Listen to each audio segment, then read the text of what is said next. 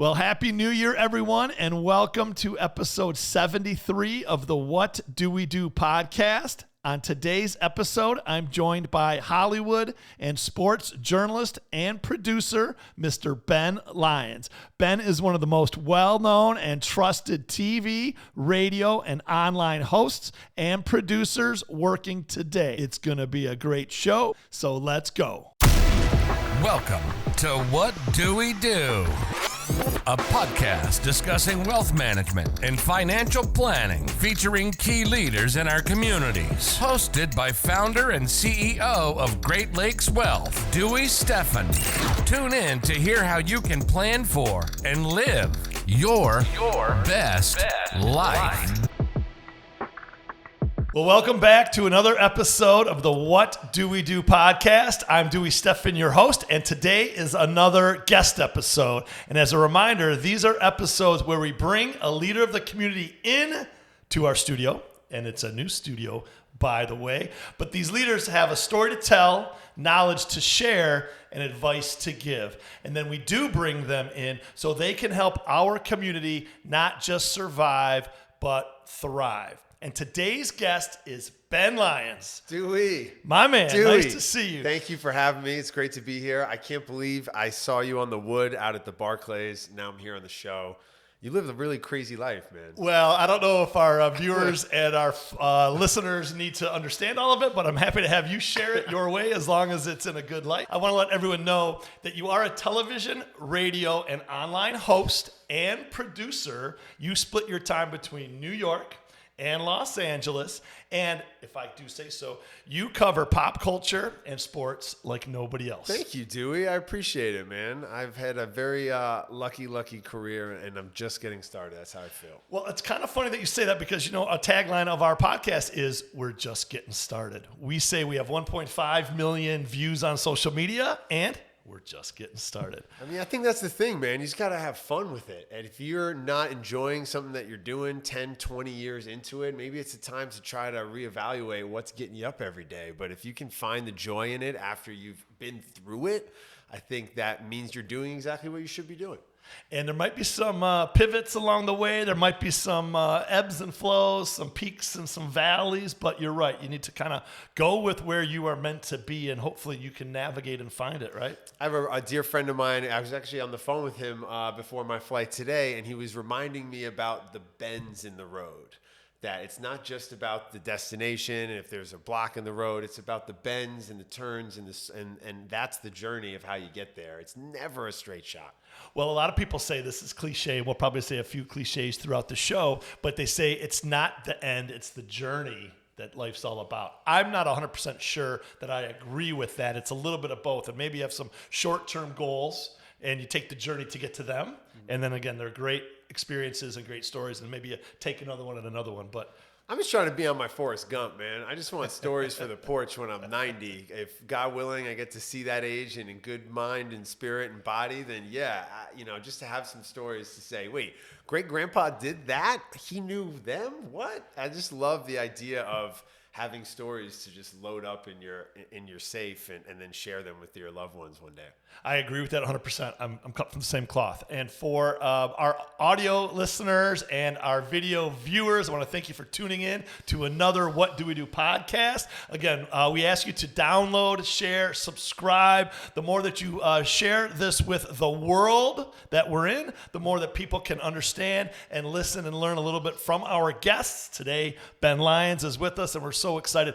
On that same idea, Ben, we just met 2 days ago in New York City, and because I am so stubborn and I am such a wonderful person to come and see, you flew into Detroit in a snowstorm to record here, and I'm, again, so appreciative of you being here, and I really do want to have our audience learn more about you and your story. I heard through the grapevine that you are a Knicks diehard. That's your squad, right? Yeah, I'm a diehard Knicks fan. I don't know why I do it to myself, man. I love them so much, and I just want one in my lifetime. You know, my dad grew up in New York City, but he's the city's biggest Red Sox fan. He quotes a French philosopher who says, "The heart has reason, that reason itself knows nothing of." And now he has 4 World Series championships. What?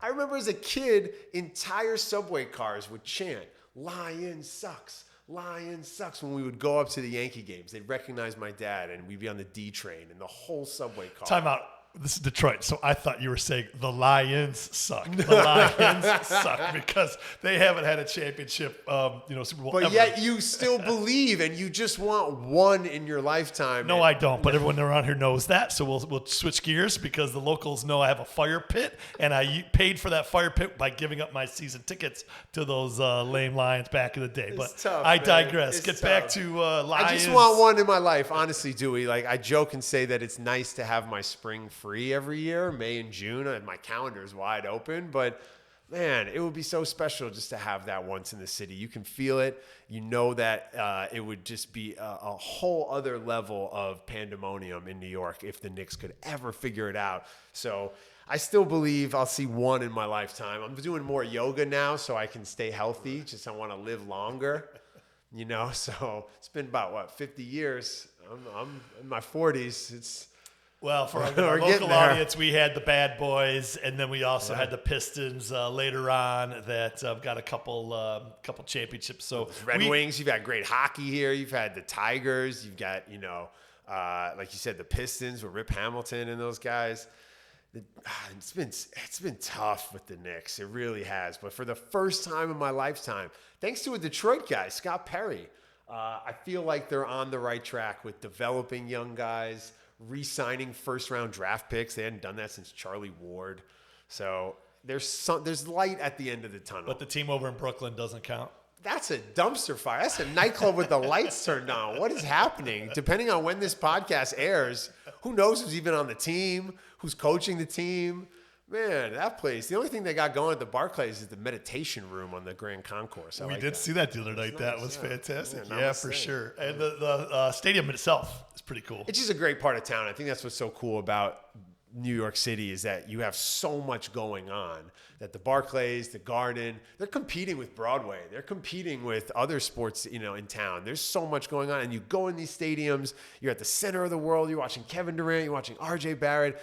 And then you get out into the city, and everybody outside is like keep doing their city thing. Like has no idea what's going on, and you're like back in the rat race. Head over to Times Square, see the naked cowboy. Who's not naked? Challenge flag on the field with that guy. Guy made a whole career not being naked, calling himself naked.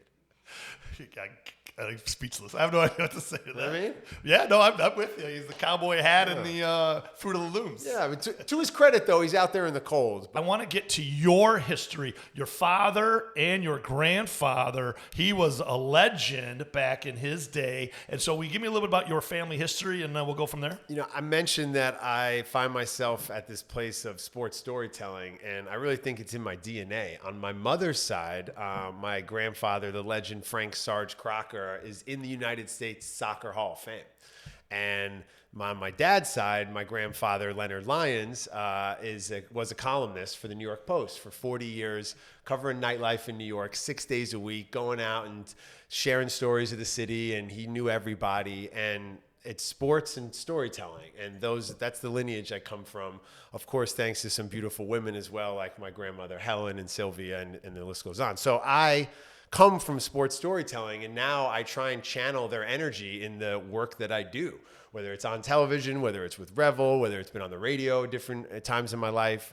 And then my father has been a film critic for, 40 plus years. He's still reviewing movies. I was over at his house yesterday, and we were talking about the early Oscar contenders and which actors are trying to have a campaign who probably shouldn't have a campaign for their film, but that's Hollywood. But my dad still, at 78 years young, is in it reviewing movies. And he really always approached his craft more as a traditional journalist who covered film. That was his beat, but more of like an old school approach to it. Never really said he was part of Hollywood.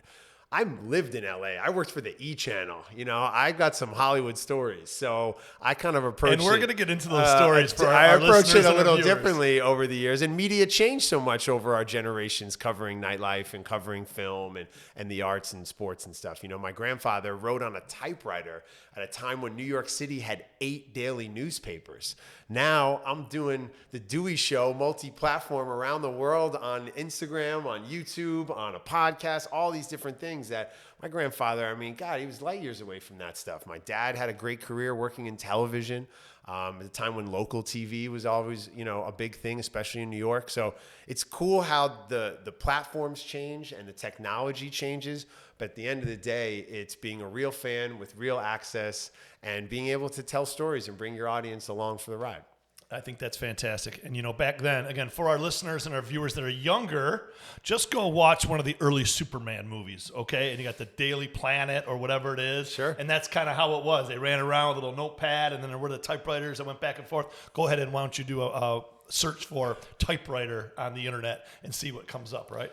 It's crazy because the New York Post is an institution in New York. It's got its own energy and its own vibe on it now. Very different paper back when my grandfather wrote for it. And what I always appreciated about his work, and I never had the privilege of meeting him, but I went back and read his 12,000 plus columns.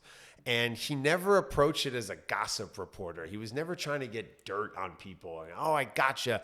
It was more celebrating why people were celebrated and providing some insight into what the lives of the most creative, artistic, influential, accomplished people of the day were doing. And he did it with a grace and a professionalism that I've tried to bring with me on my journey, and I've probably failed many times along the way. But I always think about culture and media and sports and film with my grandfather's spirit of, would he have put this person in the column? And that's why, maybe I'll pay attention to a certain actor or film or an athlete. Well, back then, the journalists, I don't think they were celebrities or influencers, but I would say, again, whether it's the film critic world or just today's everything is, social media all the time, that the journalists may be as much the celebrity as the celebrities they're covering. Hello, Ben Lyons. No, right definitely here. not. Seacrest had the best line in Knocked Up when he was saying, I'm bigger than the people we interview on this show.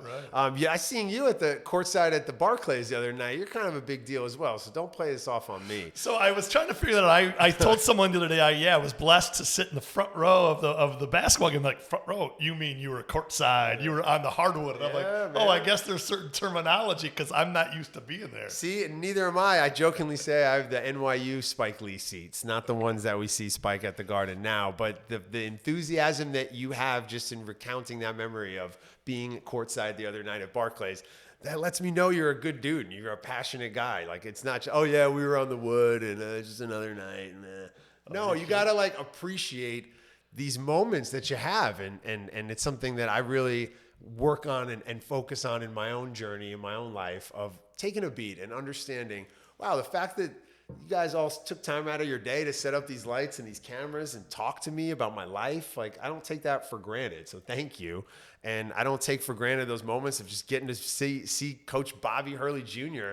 do his thing out there for ASU the other night. That was really special. Well, we weren't there for that, okay? No, but that was a bonus. We were there for the Go Blue, the Wolverines, Juwan Howard, and the Howard family was making it happen. That's crazy, though, now, right? As we get older and you see Juwan Howard versus Bobby Hurley Jr. out there as coaches with their kids out there. Bobby's dad was sitting behind him. He's a legendary coach from St. Anthony's in New York, and I used to go to his camps when I was a kid growing up. So I got the chance to go up to him and thank him for always looking after me and my knucklehead friends when we were kids. So yeah, thank you again for the upgrade on the seats. Because again, I'm in the NYU Spike Lee seats usually. I don't have the Dewey Doo. Well, seats. again, we love to have great friends, and we had great friends that invited me. And again, if I'm invited, you're not. They say when you're invited, don't invite others. Yeah. Be a respectful guest. But No, let everyone I know come on in. Yeah, and put the whole team on. We're gonna give a shout out to Matthew McCaskin for making that happen. What a Awesome. great night it was. Let's talk about how you started kind of in the business yourself. You just talked about your grandfather and your father. I heard a story from our mutual friend Dean that it goes back to high school. And so for our younger listeners, pay attention because it's never too early to start and it's also never too late to start. But tell us how you kind of got the entertainment bug. The first thing I really did in my professional career, I put on a hip hop appreciation conference at my high school. I went to the oldest high school in America, not exactly synonymous with hip hop music and culture. However, growing up in New York in the 90s, you couldn't escape it. And we were blessed with so many great albums and moments. And I just caught the bug. And so I put on for a full day at my school a conference with different panels and workshops and performances. I'm 18 at the time. I get Elliot Wilson, who's then the editor-in-chief of XXL. He comes and does a panel on journalism. Dennis Page, thanks to him, he's the publisher of XXL. He comes and talks to the kids at the school. Through my cousin Ricky, who grew up with Drew Hoff from Duck Down Records, I get Smith & Wesson to perform in my auditorium, the Cocoa Bees, like they did Super Mario in my school. Shout out to Tech, who I still talk to here and there, and Steele. So I that got me going. I was like in with Duck Down then. I got an internship with those guys, worked the street team with those guys, produced music videos for Black Moon and Sean Price, rest in peace, and really dove headfirst into independent hip hop scene in New York in the early 2000s. And through that, ended up producing segments for a show called Hip Hop Nation. It was a syndicated late night music show. And I had 10 minutes a week that I had to fill behind the scenes. And I did everything from hold the camera, edit the clips, book the app, book the locations, book the rappers we were interviewing. And that taught me everything about television besides being on television. So that years later, when fate would have it that I would get on the other side of the camera, had a different understanding of what everybody else's job was behind the scenes. So independent hip hop, through family connections, through just a love and passion for it, through being resourceful, putting on this ridiculous conference, the Fresh Fest at Collegiate, it set me on a path that changed my life. Did you call it the Fresh Fest? It was the Fresh Conference. It was the Fresh Conference at Collegiate. And it was in June of 2000. That got me an internship with Duck Down, which then led to producing music videos, which then led to interning at Def Jam and Rockefeller and Murder Inc. And, leaving school early to come back to New York to want to dive even deeper into my profession. And somehow through that got on MTV. And then I became, an on-air dude, and then it all went to my head, and I got no. Well, again, we're just getting started, although that's a great intro to some of your past for sure. We'll talk about E and the red carpet for the is it the Oscars? Here's a life lesson for your audience. Get out of your own way. I went into the auditions for the E channel kicking and screaming. What? I don't want to be on that side of the red carpet. I don't want to ask gossip questions. And thank goodness I got out of my own way. I had an agent at the time, Scott Wax and Jason Hodes, two of these guys who were wonderful. And they really helped me understand that it was a bigger opportunity than just about me at that time. This is something that would change my life, my family, my friends' lives. Talk about bringing the whole team. I spent my 20s bringing my friends everywhere around the world to the coolest things I could ever imagine. They made a show about that called Entourage. We always joke, man. We Ben got the movie, Vince got the movie. Vince didn't get the movie. That was I felt like Queens Boulevard out there because my oldest friends are dudes I've known since I was 6. And so when we all moved to LA and I had this all access pass to Hollywood, it was fun for everybody. But those guys are all doing way more interesting things than I'm doing. And I think that's the key to it too, right? It's like, as soon as that happened and I got on the E channel, I had a whole new life and a whole new crew of people, but it was the same people around me from when I was little, so that we could all kind of enjoy it together. And it kept me with some perspective, I think, at a young time in my life. During those times, it's probably hard to stay out of trouble. The nightlife in Hollywood, the nightlife in New York City. I mean, just the entertainment business in general, there's a lot of distractions. And so how do you, and how would you tell our audience of listeners and viewers to, again, keep their head on straight, keep focused? Or, again, do you go have a little bit of fun and enjoy the moment? Or I hope my mother's watching this right now. I think something I did that you can take from is I had an opportunity to be on television every day around the world on the E channel, and then took over for Siskel and Ebert, did At the Movies, was working for Good Morning America, doing all these fun things for a young guy. So I was like, you know what? I should probably sign a deal with the Hard Rock Hotel in Las Vegas and host parties every weekend for 2 years. So I did that too, and was able to survive that. Shout out to Clinton Sparks, Sal Masakela, the E channel crew. We were out there in Vegas for 2 years doing E channel events. And I joke when I say all this, but it is something that I'm actually proud of the fact that I've been able to navigate my life and not have serious mistakes that have come to define me. I don't think anybody should be defined by their lowest moment. I think it's about accountability. It's about growing. There are tons of pictures on the internet I'm not proud of, but I know that I've grown from them, and that's what I'm proud of. I learned that from Jalen. Jalen's the first one to admit when he messes up, and he grows from it. You think about how far he's come in his life and the things he's overcome. You know, I take great pride in saying, all right, I messed up. I shouldn't have done that. I should probably, learn from that and then actually do the work. So yeah, you're right. Navigating Hollywood in my 20s on TV, pre-social media, thank goodness. I did okay. Well, and you said, again, I hope your mom's watching or not watching, but that's something that is also cliche that we tell younger viewers and listeners or just younger people out there is, listen, what you're about to say or what you're about to do is probably recorded somewhere. And so make sure whatever it is you're going to do or say is something that your mom would be proud of. I mean, I make live TV now every single day. So I take great pride in standing behind my words and saying what I believe and saying what I mean. And if, stuff comes out sometimes that it shouldn't, I learn from it and I grow from it and I try and take ownership of it. Words from the wise. Okay, let's keep going down the path, and I want to really dive into New York versus Los Angeles and kind of bi-coastal, and is there a different vibe on each coast in the entertainment business? And then again, as we get further down the road with this interview, we will get back to sports. Okay. We will get back to bonjour, but for now, let's talk about the difference between LA and New York. I'm going to steal this from the internet. New York is fun hell. LA is shitty heaven. Wow, okay. Right? What that does sums that it mean? up. That sums it up because you're in LA, you're like July 4th weekend, Malibu. It sounds amazing. It sounds like heaven. All the traffic, where am I going to park? Can I get in? Am I on the list? It kind of sounds kind of lame. That's too much. So it's kind of like lame heaven, right? New York, you're on the subway, it's hot, there's rats, there's crazy people, it's loose. But you know what? The stars align and you have a magical night and you go, I just had a good time in hell on earth. So lame heaven and fun hell. That is the difference between New York and LA. I think, I joke often and say that I'm not from America, I'm from New York and LA.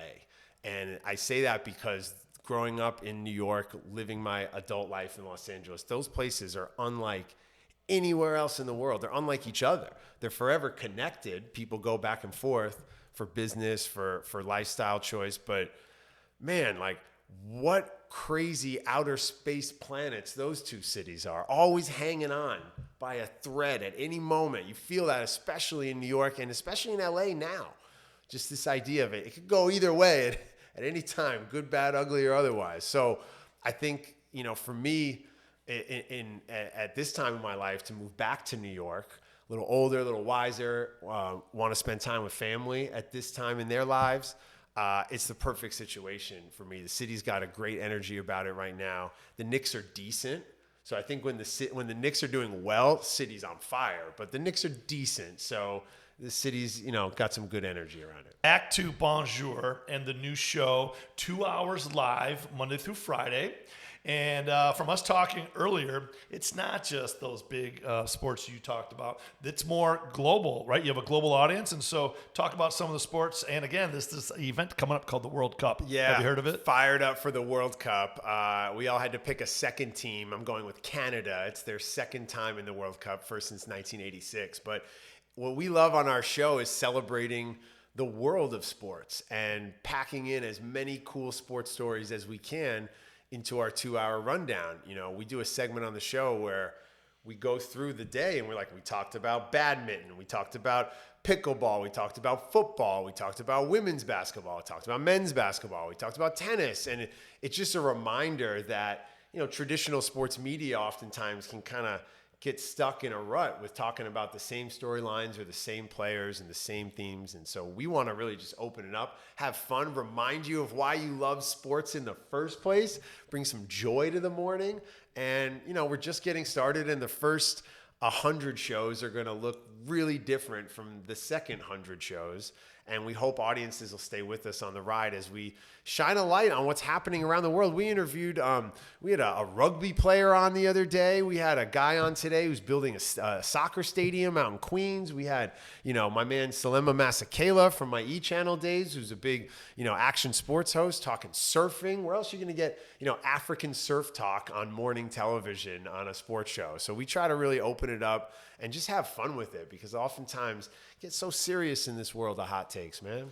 Are there some sports that you see are on their last legs? Maybe they're dying out. And again, newer ones. I know pickleball, they say, is the fastest growing sport either in the country or the world. We're doing pickleball stories every day, it seems like, on the show. I'll be so curious how the trend of people playing pickleball, transitions over to people following professional pickleball players. Those are two very different things. I love learning more about sports that are happening overseas. The ATP finals are going on right now. And like you mentioned, the World Cup, I'm diving deeper into soccer.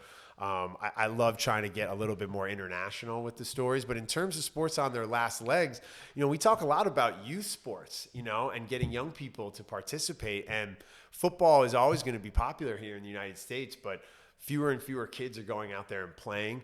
I think you shouldn't put on pads till you're in high school. I think we can play flag and 7-on-7 and all that stuff until we get to high school. But, you're seeing more participation in soccer and in, golf even and lacrosse and some of the more, affluent sports traditionally are finding ways to be more accessible. So I think there's definitely a changing of the guard in terms of what the top sports are here in terms of what youth go out and play. And I think soccer is here, man. And we got the World Cup coming in 2026. And so with the NWSL growing, shout out to the Portland Thorns getting their third title. And of course the MLS is huge now. So I think soccer, they always talk about how it's the next big sport in America. It's been that way for 20 years. But I think it's going to have a moment not only with this World Cup, but of course in 4 years. Yeah, I think that's true. And a little sidebar, a little story that I'll tell. I've got 3 children. One is in high school, and he's pretty athletic, and he's a soccer player for his high school team, and he has a club team that he plays for. Shout out to my man, James. Yeah, James what up, Steffen. James? Your dad rocks, by the way. Do what he says. Eat your vegetables, James. Eat your vegetables, James. Do your homework and get that sleep, 100%. But so I am blessed to have a wonderful community and network of people, including you, right? And some are sports, like Jalen Rose. Some are, business leaders as well. But one of my contacts, and it's not Jalen, but it's someone that I, admire just as much. He said, because James also plays basketball, and he said, Dewey, you should have James focus on soccer, not basketball. And I said, time out. I said, listen, I played a little bit of basketball back in the day. And listen, basketball is where that person was a professional basketball player, retired, who said, Dewey, how many people on a basketball team, right? There might be 12, maybe there's only 5 that are going to play, plus a sub or 2. Do the math for college, do the math for professional and all these other leagues. Do the math with soccer. And just if you want your child or yourself to have an opportunity at success, America is moving more towards soccer every single day. So all things being equal, focus on soccer, not basketball. And that's not a decision that you need to make today, James. However, what are your thoughts on that? I think if you have the means and the access and the ability and interest, go play all the things. I worked on a film called In Search of Greatness, which was about trying to figure out why athletes like Pele, Wayne Gretzky, Jerry Rice, not the biggest, strongest, fastest by any means. How do they become Pele, Wayne Gretzky, Jerry Rice? And we found is that they approached it almost like artists, and they took on all the different feelings and emotions and skills that come with development and didn't hyper specialize at a super young age. James is a little older. He's in high school. You start to find your way by then, not only in the sports you play, but also in what you want to share with. Do your homework, James. Yeah, before you get on the pitch. Give back, James. But the idea of these kids at 5, 6, 7 playing AAU, going to camps, overtraining. No, we got to get rid of that in youth sports and really try all the things if you have the means and the access, and that's why all that's so important. Who's favored for the World Cup this year? FIFA, the video game. Not just the governing body of soccer, but the video game has run a simulation of the World Cup, and it has accurately predicted the winner in 2010, 2014, in 18, and this year they did it, and they say that Argentina is going to win. So I'm not really going out on a limb by betting Argentina, but I think it'd be an amazing story for Messi, especially with all this Ronaldo drama going on, just to sort of solidify his greatness. He's won every award in soccer, has never won a World Cup. And I'm not going to bet against the FIFA simulation. They've been getting it right since 2010. Well, there's another hack for all of the listeners and viewers from the What Do We Do podcast. I'm not saying you should go out and put a bet anywhere. But that's our approach on Bonjour Sports, right? I'm going to give you the X's and O's based off of what the FIFA video game did. Like, we're going to have fun with it and not try and, out hot take you on our predictions. That's fantastic. Well, Ben, I'm going to go to another segment of the show right now that we call What Ben Do. Yeah. And what this means is that because it's What Do We Do, we talk usually about what I would do in certain scenarios if I don't have a guest on, usually about investments and that sort of thing. But as it relates to you being here, we want to hear what Ben do. And what that means is, Ben, what would you tell your 18-year-old self or any 18-year-olds out there today to either live their best life, invest for success, or be whoever you think they should be? First of all, I live my life by the code of what would Diddy do? So I always ask myself, what would Diddy do in this situation? Is that Puff Diddy, P Diddy, Brother or Love, Sean Combs? Sean, Brother Love, Diddy, whatever you want to call him. What would Diddy do? What I would tell my 18-year-old self is that go out there and fail. It's okay. Take shots, take swings. As J.R. Smith says, you miss 100% of the shots you don't take, right? I think if you're so caught up with perfection and making sure everything is just the way you want it to be exactly, chances are you might miss the moment. Go out there and fail. If you have the means to go out there and try something, then try it. Do it fully. Don't just tiptoe around it because you might fail or it might not work out. You got to just go for it, and you got to embrace the failure and realize that the failure is just an opportunity. It's an opportunity to grow and bounce back and to learn and to all the things. Like, nobody's success is just a straight line. I don't care who it is. So everyone fails along the way. And so try to enjoy that as best as possible. It sounds crazy, but if you can really learn from those failures and you can pick yourself up from those failures and reinvent yourself to find yourself from those failures. And those failures aren't failures. They're wins. You gained from them. You grew from them. You caught inspiration from them. You cut people out of your life from those failures. So I think everything's an opportunity. And that's what I would tell my 18-year-old self is don't be afraid to fail. Go out there and just take a big shot. Love that. Let me give you a blow up for that one. Man. Booyah. In sports and in life, there's a quote that goes along with that. You're either winning or you're learning, right? And so if you're not winning, then you're losing or failing, and that's where you're learning. So if you get out of your comfort zone, that's how you can achieve a higher level of greatness. Look at Magic Johnson. We talk about what a successful career he's had post-basketball. We talk about what a successful basketball career he had. Lost in the finals a bunch of times. Failed as a coach, failed as a talk show host, has had failed businesses, failed as a team president. Is Magic Johnson a failure? Of course not. Magic Johnson is one of the greatest to ever do it. So I think we are so quick to criticize the failures of others that we don't seek out our own failures. We get scared to fail because we see how everybody comes at people who fail. But if you can lean into it, embrace it, learn from it, I don't know, maybe you'll have success like Magic. If you fail, evaluate why, make a change, try again.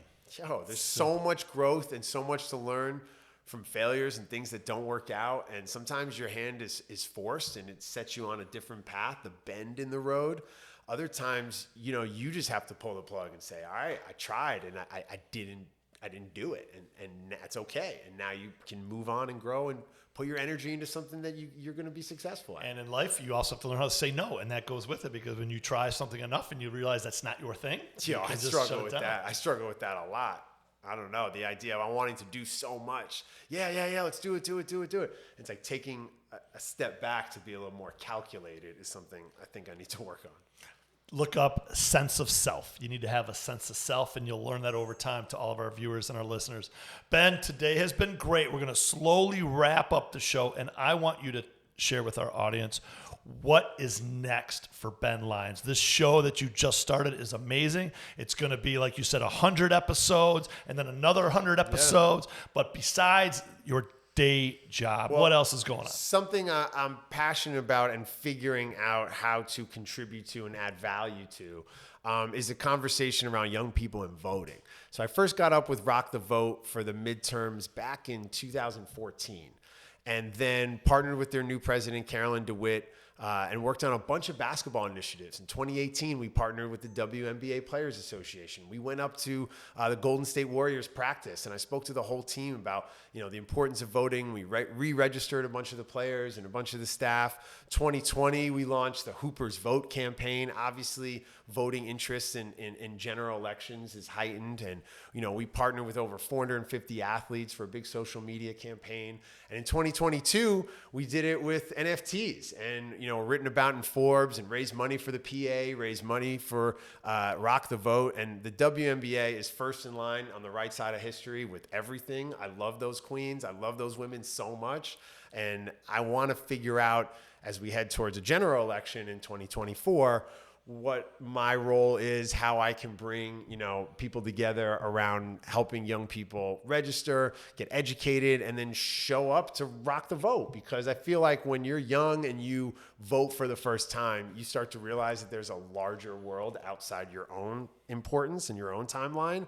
And I think if we all had a little bit more compassion for others, I think we'd all be in a better place. So it starts with voting for me, and that is something I'm trying to figure out what's next. Like, I've done the PSAs with celebrities, I've done the grassroots registrations, I've done the NFT projects, and now it's like, okay, where am I at in my life, and how can I contribute and be part of the part of the solution? Ernie Johnson says it best, man. He's like, be a waterfall, be a water fountain, don't be a drain. Of course, Ernie says it far more poetically than I do. So how can I be a water fountain to the conversation on young people and voting? Well, again, it's an American right to vote. And so, again, you need to exercise that right. And everyone has an opinion, but a lot of those people haven't really voted, for or against their opinion. So I'm a huge advocate of that as well. And I'm just going to steal a little page from what you said. It sounds like you might be running for office one day. That's the next step for you. No, see, you already asked me about my past and all the times running around Hollywood. So no, I don't think a political career is in my future. Thank you, though, for putting it out there. Yeah, absolutely. Like I said, my mom might be watching, so she's going to be proud. Hey, you never know. Definitely not. Have to tune in next time. No,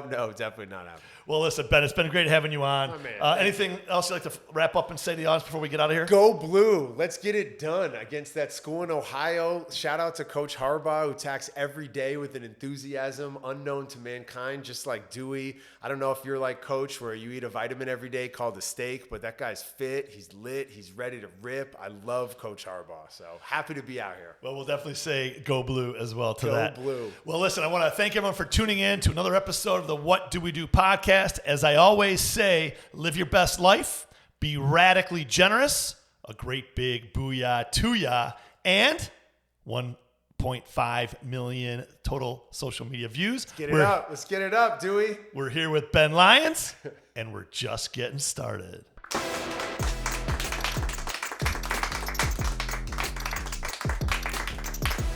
The opinions expressed in this program are for general information purposes only and are not intended to provide specific advice or recommendations for any individual or any specific security. It's only intended to provide education about the financial industry. To determine which investments may be appropriate for you, consult your financial advisor prior to investing. Any past performance discussed during this program is no guarantee of future results. Any indices referenced for comparison are unmanaged and cannot be invested into directly. As always, please remember investing involves risks and possible loss of principal capital. Please seek advice from a licensed professional.